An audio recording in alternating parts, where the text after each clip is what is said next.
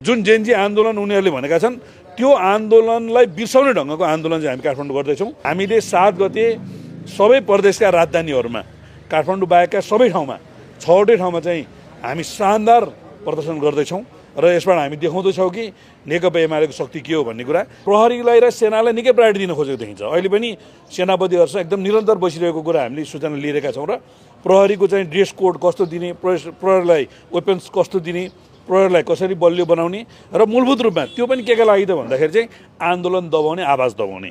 हिजो उसले जुन खालको आवाज दबायो अघिल्ला सरकारहरूले निरङ्कुश भयो भनेर आरोप लगाउँथे, आज ऊ चाहिँ आन्दोलन दबाउने उसको नीति चाहिँ मुख्य नीतिको रूपमा उसले अगाडि बढाएको छ। भगवती खड्का युनिका भन्ने बहिनीलाई चाहिँ गिरफ्तार गरेको छ र मङ्गल थापा जो पिता बितेर अहिले क्रियामा हुनुहुन्छ केशव रोका, बुटोलको केशव रोकालाई उसले गिरफ्तार गरेको छ।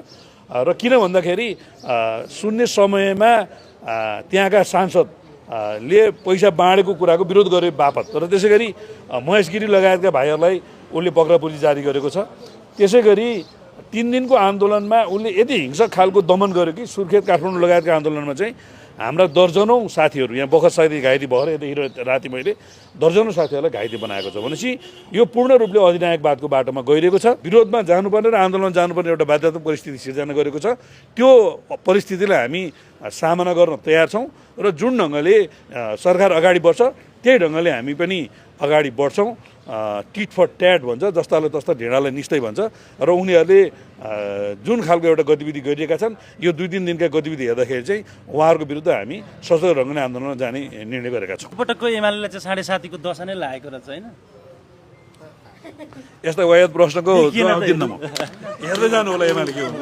कृषिको आधारमा अगाडि बढ्ने हाम्रो योजना थियो, तर पहिलो गाँसमा नै ढुङ्गा भनेको जस्तरी कार्की आयोगको प्रतिवेदन लागू गर्ने बाहनामा पूर्व प्रधानमन्त्री केपी शर्मा ओली र पूर्व गृहमन्त्री रमेश लेखकलाई गिरफ्तार गरिसके पछाडि हामी निकै झस्किएका छौँ र विशेष गरेर राष्ट्रियताको सन्दर्भ र लोकतान्त्रिक हक अधिकारलाई सङ्कुचित गर्ने सन्दर्भमा बालेन सरकारले जुन अधिनायकवादी शैली र निरङ्कुश शैली अपनाएर आफूभन्दा फरक विचार राख्ने पार्टी र नेताहरूप्रति जुन खालको प्रतिशोध सान्ने र बदला लिने ढङ्गले अगाडि बढिरहेको छ यो निकै गम्भीर हो। उनी आफै मेयर भएको बेलामा तत्कालीन प्रधानमन्त्री केपी शर्मा ओलीज्यू चाइना भ्रमणमा जाँदा लिपुलेक लिम्पिया धोराएर कालापानीको बाटो हुँदै चाइना र भारतले व्यापारिक सम्झौता गर्न खोजेको बेलामा जुन खालको स्ट्याटस दिएर उनले केपी ओलीलाई सुझाव दिएका थिए, आज इन्डिया र चाइनाले त्यो रुट प्रयोग गरेर जुन व्यापार गर्ने कुरा गरिरहेका छन् उनको पहिलो बैठकले चाहिँ त्यो विषयमा सम्बोधन गर्लान् भन्ने हामीलाई लागेको थियो। एमसीसी सम्झौताको बारेमा नेपाली जनतामा निकै ठुलो आशंका र आक्रोश छ। यद्यपि त्यहाँ एमालेले पनि सहयोग गर्यो भनेर भ्रम फिजाइएको छ। एमसीसी सम्झौताका दौरानमा हामीले कुनै सहयोग गरेका होइनौँ। तत्कालीन 5 दलीय गठबन्धनले एउटा प्रस्ताव, एउटा नाटकीय प्रस्ताव व्याख्यात्मक टिप्पणी भन्ने गरेर जुन पास गर्यो त्यसमा हाम्रो कुनै समर्थन छैन र हामी कुनै मत पनि जाहेर गरेका थिएनौँ। त्यो हामीलाई पनि दोष लगाउने प्रयत्न गरिन्छ र पछिल्लो बेलामा नेपाली सेनाले एसपीपी पास गरेर अमेरिकन सेना र नेपाली सेनाको बिचमा सहकार्य गर्ने र अमेरिकन सेनाहरू चाहिँ हतियारसहित नेपालमा बस्न पाउने प्रावधानलाई लागू गर्न खोज्दैछ र यो बारेमा चाहिँ बालेन सरकारको धारणा आउला, त्यसको विरुद्ध उहाँहरू बोल्नु होला भन्ने हामीलाई लागेको थियो।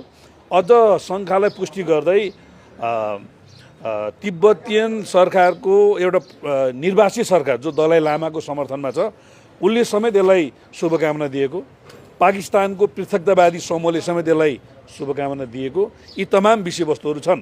कतिपय लोकप्रिय कार्यक्रम उसले घोषणा गर्न खोजेको जस्तो देखिन्छ, तर त्यहाँ धेरै ल्याप्सेसहरू देखिन्छ। नयाँ पुस्तालाई राजनीतिमा ल्याउनुपर्छ भन्ने उसको जुन मान्यता छ त्यो मान्यता हो भने विद्यार्थीहरूको सङ्गठनहरूलाई उसले किन खारेज गरिएको छ? त्यसको मतलब के हो भने अब नयाँ पुस्तालाई राजनीतिमा ल्याउने कुरामा ऊ निश्चित गर्न चाहन्छ र उसको पुस्ता नै नयाँ पुस्ता हो भन्ने कुरालाई उसले अगाडि बढाउन खोज्छ।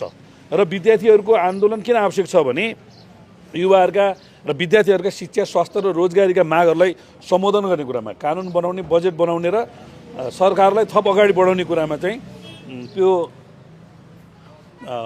सङ्गठन चाहिँ आवश्यक छ। त्यसै गरी पेशागत सङ्गठनहरूलाई उसले कमजोर बनाउन खोज्दैछ। जस्तो योगदानमा आधारित सामाजिक सुरक्षा नेकपा एमालेको सरकारले हिजो लागू गरेर हामीले 7,000 न्यूनतम तलब र 14,000 मा अगाडि बढायौँ। हिजो स्थानीय तह मार्फत प्रधानमन्त्री रोजगार कार्यक्रम भनेर प्रत्येक मजदुरहरूलाई 14,000 दिने खालको व्यवस्था हामीले गऱ्यौँ र बुढेसकालमा निजी क्षेत्रमा काम गर्ने साथीहरूलाई पनि पेन्सनको व्यवस्था दिने खालको कार्यक्रम हामीले गऱ्यौँ। त्यो सबै गर्नमा चाहिँ हामीलाई केले प्रेरित गरेको थियो भने पेसागत र जुन यो सङ्गठनहरू छन् पेसाकर्मीहरूको सङ्गठन र व्यवसायीहरूको सङ्गठन, पेसाकर्मी र व्यवसायीहरूको सङ्गठनको निकै ठुलो महत्त्व छ। संसारभरि एउटा ट्रेड युनियन मुभमेन्टको निकै ठुलो महत्त्व छ र आज पेसागत र व्यवसायिक सङ्गठनहरू चाहिँ खारेज गर्ने जुन उसले निर्णय गरेको छ त्यो भनेको चाहिँ ऊ चाहिँ के छ भन्दा पेसाकर्मी र व्यवसायीहरूप्रति ऊ चाहिँ एकदम इग्नोर गरेर हिँडिरहेको छ भन्ने कुरा सुनिन्छ। उसले प्रहरीलाई र सेनालाई निकै प्रायोरिटी दिन खोजेको देखिन्छ। अहिले पनि सेनापतिहरूसँग एकदम निरन्तर बसिरहेको कुरा हामीले सूचना लिएका छौँ र प्रहरीको चाहिँ ड्रेस कोड कस्तो दिने, प्रहरीलाई वेपन्स कस्तो दिने, प्रहरीलाई कसरी बलियो बनाउने र मूलभूत रूपमा त्यो पनि के लागि त भन्दाखेरि चाहिँ आन्दोलन दबाउने, आवाज दबाउने। हिजो उसले जुन खालको आवाज दबायो अघिल्ला सरकारहरूले निरङ्कुश भयो भनेर आरोप लगाउँथे, आज ऊ चाहिँ आन्दोलन दबाउने उसको नीति चाहिँ मुख्य नीतिको रूपमा उसले अगाडि बढाएको छ। उसले युवाहरूका चाहिँ रोजगारीका कुरा, युवाहरूलाई चाहिँ नि नयाँ प्रोग्राम दिने कुरा उसले गरिरहेको छैन। यी सबै कुराको तथ्य चाहिँ के हुन्छ भन्दा कुनै नव उदारवादी र पपुलिस्ट शक्ति चाहिँ दुईटा कुराबाट ऊ अगाडि बढ्छ। एउटा जनतामा उसले चरम महत्त्वाकांक्षा जगाइदिन्छ, अवसरवादी प्रवृत्तिलाई उसले हात दिन्छ, अराजक प्रवृत्तिले उसले हात दिन्छ। मिडिया र सोसियल मिडिया मार्फत उसले जुन खालको अराजक गतिविधि गरिरहेको छ, अहिले पनि सरकारको विरुद्धमा बोले बापत रवि चुडाल भन्ने एउटा भाइलाई उसले गिरफ्तार गरेको छ, साइबर मुद्दा लगाएको छ। त्यसै गरी बुटोलमा हाम्रो रोक्का के अरे एउटा रोक्का भाइ लाई उसले चाहिँ गिरफ्तार गरेको छ। त्यसै गरी आज मात्रै पनि रेस्टर भगवती खड्का युनिका भन्ने बहिनीलाई चाहिँ गिरफ्तार गरेको छ र मङ्गल थापा जो पिता बितेर अहिले किरियामा हुनुहुन्छ केशव रोक्का, बुटोलको केशव रोक्कालाई उसले गिरफ्तार गरेको छ। र किन भन्दाखेरि सुन्ने समयमा त्यहाँका सांसदले पैसा बाँडेको कुराको विरोध गरे बापत र त्यसै गरी महेश गिरी लगायतका भाइहरूलाई उसले पक्रापुर्जी जारी गरेको छ। त्यसै गरी 3 दिनको आन्दोलनमा उसले यति हिंसक खालको दमन गर्यो कि सुर्खेत, काठमाडौँ लगायतका आन्दोलनमा चाहिँ हाम्रा दर्जनौँ साथीहरू यहाँ बखत साथी घाइते भएर यतिखेर राति मैले दर्जनौँ साथीहरूलाई घाइते बनाएको छ। भनेपछि यो पूर्ण रूपले अधिनायकवादको बाटोमा गइरहेको छ र ऊ समर्थक सोसियल मिडियाहरूले चाहिँ नि आन्दोलनका विषयलाई ट्रोल बनाउने र नेकपा एमाले उठाएका जायज मागहरूलाई पनि घृणामा परिणत गर्ने एउटा बाटो उसले अप्नाएको छ। र एकजना भक्तपुरको बहिनी अमी शाह भन्ने बहिनी जसले आन्दोलनको पक्षमा बोले बापत र केपी ओलीको पक्षमा बोले बापत सोसियल मिडिया मार्फत एउटा जुन खालको चाहिँ एउटा हरकतहरू भयो खालको चाहिँ नि उनीमाथि चाहिँ गाली बेइज्जती अपमान हुने काम भइरहेको छ र कतिपय हनी ट्यापर र मनी ट्यापरहरूलाई बोकेर चाहिँ नि यहाँ पीडित महिलाहरूलाई समेत छाया पर्ने गरेर चाहिँ कमजोर कानुनको फाइदा उठाएर यिनीहरूले अनेक हरकतहरू सबै हरकतको मुख्य उद्देश्य भनेको चाहिँ एकैछिन यी सबै हरकतको मुख्य उद्देश्य भनेको चाहिँ नि अधिनायकवादतर्फ यो सरकार गइरहेको छ। अदृश्य ढङ्गले नेपालीको भन्दा पनि विदेशीको हितमा यसले काम गरिरहेको छ। यो सबै कुरालाई ध्यान दिएर आजको हाम्रो सचिवालयको बैठकले एउटा महत्त्वपूर्ण निर्णय गरेको छ। काठमाडौँमा 12 गते हामी विशाल जनप्रदर्शन गर्दैछौँ। यो उनीहरूले 23 र 24 गतेको जेएनजी आन्दोलन र त्यसका प्रभावहरूका बारेमा हाम्रो पार्टीको दृष्टिकोणलाई सही ढङ्गले जनताको बिचमा लान नदिएर मिडिया र सोसियल मिडिया दुरुपयोग गरेर निर्वाचन परिणाम जुन उनीहरूले प्रयोग गरे र हामीले वैशाख 12 गतेको कार्यक्रम हामीले नयाँ वर्षको कुरालाई पनि ध्यान दिएर अलिक पछाडि कार्यक्रम लगायौँ र त्यो कार्यक्रम चाहिँ नि जुन जेएनजी आन्दोलन उनीहरूले भनेका छन् त्यो आन्दोलनलाई बिर्साउने ढङ्गको आन्दोलन चाहिँ हामी काठमाडौँ गर्दैछौँ। त्योभन्दा अगाडि हामीले जिल्ला तहमा 25 गतेसम्म विशाल भेला प्रदर्शनहरू गर्दैछौँ। हामीले भोलि नै यहाँ जनसङ्गठनहरूको भेला प्रदर्शन गर्दैछौँ। हामी यहाँ संसदीय दलको बैठक पनि हाम्रो पार्टीको भोलि नै बस्दैछ र संसदभित्र प्रभावकारी ढङ्गले भूमिका खेल्ने र भोलि प्रभावकारी ढङ्गले अन्य दलहरूसँग सहकार्य गर्ने कुरामा रामबहादुर थापा बादल हाम्रो उपाध्यक्ष र पद्म अर्यालजीलाई हामीले पार्टीले जिम्मा दिएको छ। त्यसै गरी रहुजी पन्त, योगेश भट्टराई र मीरबहादुर विश्वकर्माजी उहाँहरूलाई नागरिक समाजसँग सार्थक संवाद गर्ने र यी तमाम परिवेशहरूलाई जानकारी गराउने विषयमा हामीले जिम्मेवारी दिएका छौँ। हामीले 7 गते सबै प्रदेशका राजधानीहरूमा काठमाडौँ बाहेकका सबै ठाउँमा 6वटै ठाउँमा चाहिँ हामी शानदार प्रदर्शन गर्दैछौँ र यसबाट हामी देखाउँदैछौँ कि नेकपा एमालेको शक्ति के हो भन्ने कुरा।